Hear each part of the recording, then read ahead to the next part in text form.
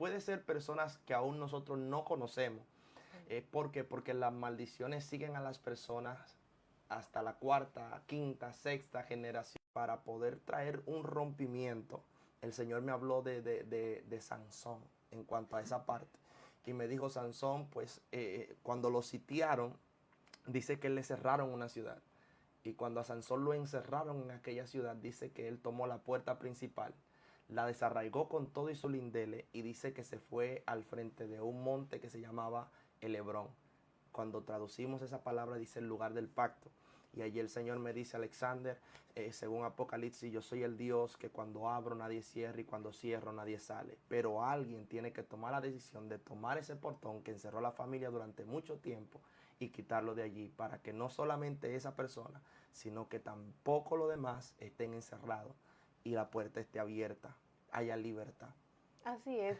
Yo tengo una amiga que me cuenta, ella me dice, Sally, el papá de ella duró 60 años trabajando en un sitio y nunca lo ascendieron. Me dice ella, Sally, tú puedes creer que yo voy por 30 años y cada vez que alguien intenta ascenderme, pasa algo y ese ascenso no ocurre.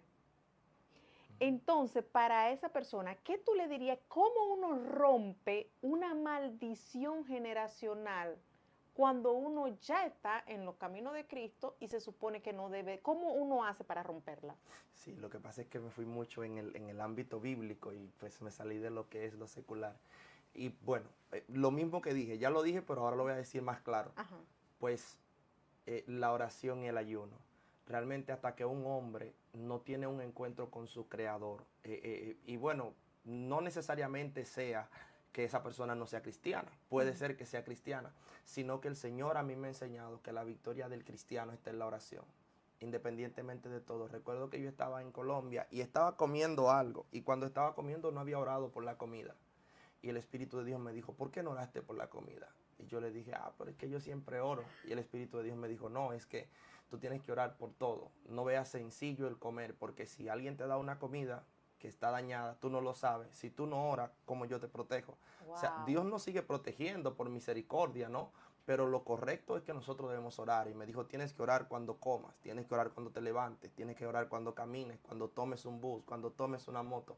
No puedes dejar de orar. O sea, nuestra lucha, está escrito, no es contra carne ni sangre, sino contra principados. Volvemos a lo mismo, pero en otro texto, contra potestades, contra gobernadores de las tinieblas que gobiernan en las regiones celestes.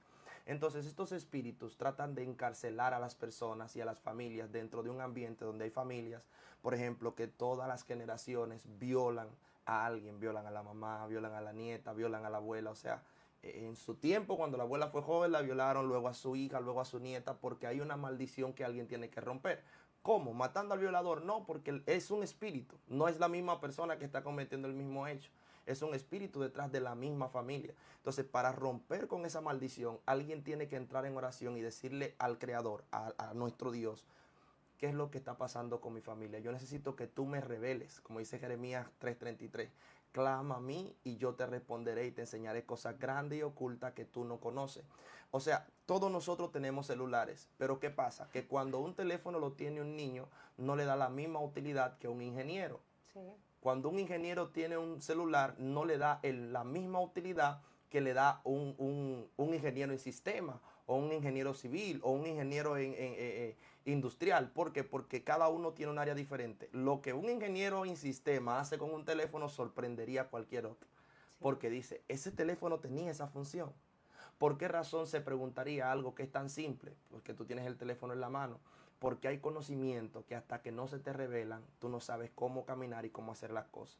Pero cuando Dios te revela cuál es el secreto del problema que hay en tu casa y en tu familia, entonces tú ya no golpeas al aire, sino que tú vas a lo directo. Y eso te ayuda pues a romper y a irte abriendo camino. Porque es que en realidad, Sally, esto es algo que la mayoría de la población está pues atada en un área donde no, mi mamá era así, mi papá era así, mi tío era así, mi abuelo era así y yo Ujú. soy así. Y la gente se acostumbra a eso. Sí. Y tuve familia que durante generaciones nada cambia porque ninguno decide ir donde el creador. No es lo mismo alguien, vuelvo y repito lo del celular. bueno, este teléfono es mío y pues yo lo uso para lo que necesito. Tomo fotos, uso una aplicación.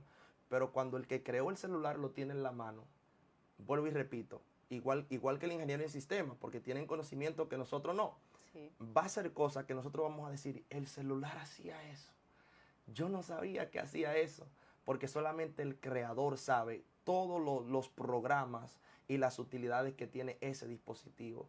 Entonces, Dios es aquel que tiene la capacidad de desbloquear esas, vamos a decirlo así, ¿verdad? De una forma sistemática para que lo entiendan la mayoría. Dios conoce esas aplicaciones dentro de nosotros, cómo funcionan, cómo se deben desarrollar, cómo debemos utilizarlas para que las cosas salgan bien. Sí. Pero para que Dios nos revele eso, solamente hay una manera, la oración. Por eso cuando Sansón tomó el portón, lo llevó al lugar del pacto.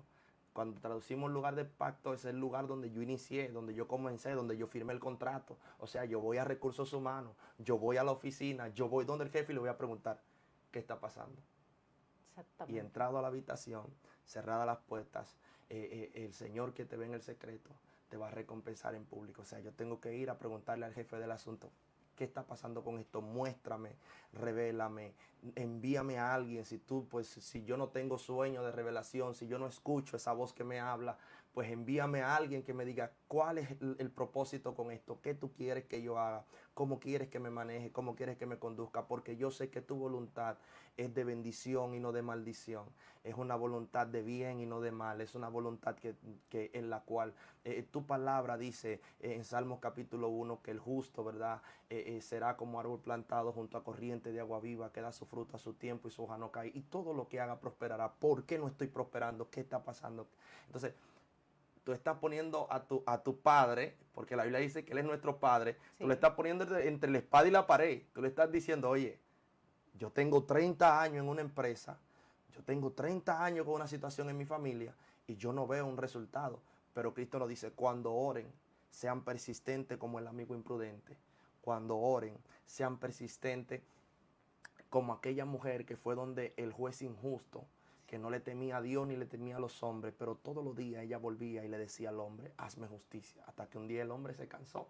Sí. O sea, Cristo dice, no dejen de orar, persistan en la oración. Y Cristo hablándome de esto, Sally, con esto cierro la respuesta de lo que me preguntaste, sino que para aclarar a aquellos que no conocen este tema, el Señor me reveló algo sobre la oración que a mí me explotó la cabeza. ¿Qué te reveló?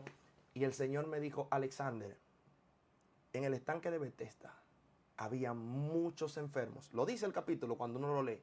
Dice, había muchos cojos, muchos ciegos, muchos paralíticos, había mucha gente enferma allí. Pero dice que mientras todos esperaban el movimiento de las aguas, ahí había un hombre, Sally, que tenía más de 30 años paralítico. Wow. Más de 30 años paralítico. No era el único paralítico, sino que habían paralíticos que tenían quizás 10 años, 5 años, 2 meses, habían tenido un accidente la semana pasada y estaban allí con la misma esperanza de este hombre que tenía 30 años. Cuando Cristo se le acerca, Cristo le hace una pregunta que revela por qué Jesús se acerca a ese hombre y no a los demás. Jesús le pregunta, ¿qué haces aquí? No, pues, ¿por qué no entras al estanque? El hombre le dice, no, pues yo estoy aquí porque yo vine a recibir un milagro, pero cada vez que yo intento entrarme, alguien más rápido que yo, más ágil que yo, viene y se mete primero. En pocas palabras, este hombre está diciendo, he buscado la manera de que alguien de que alguien me apoye, de que alguien me ayude por mi condición, para yo poder entrar y recibir mi milagro, pero nadie me ayuda. Y este hombre comienza a quejarse con Jesús. Y Jesús le dice, no, tranquilo, porque estamos en un tiempo, o se acerca un tiempo, en el cual ya los milagros no dependerán de este estanque, sino que de nuestro interior van a brotar ríos de agua viva. Y cuando Cristo le está diciendo esto a este hombre, se revela en la Escritura que este hombre tenía el mismo tiempo que tenía paralítico, yendo detrás de un milagro. Pero durante 30 años, él había ido sin conseguir nada. Wow. Sin embargo, él nunca perdió la esperanza. 30 años. 30 años, Sally, tratando de recibir un milagro, es algo frustrante. Realmente la mayoría de nosotros, yo no me quiero poner en su posición, Sí. porque la mayoría de nosotros en su posición antes de la mitad probablemente ya hubiéramos abandonado. Por lo menos la esperanza de recibir el milagro. Sin embargo, este hombre durante 30 años estuvo esperando. Y cada vez que el ángel movía las aguas, él intentaba entrar y arrebatar el milagro. Es pues la fe, la certeza de lo que se espera y la convicción de lo que no se ve. La seguridad de lo que estoy esperando y el convencimiento de lo que no veo. Entonces, yo estoy convencido aunque no lo veo. Entonces, nosotros nos damos cuenta de que hay muchos textos que hablan de fe, pero no puedo pues, tocarlos todos. Sin embargo, cuando Cristo se acerca a este hombre, le dice, hoy el milagro vino a ti.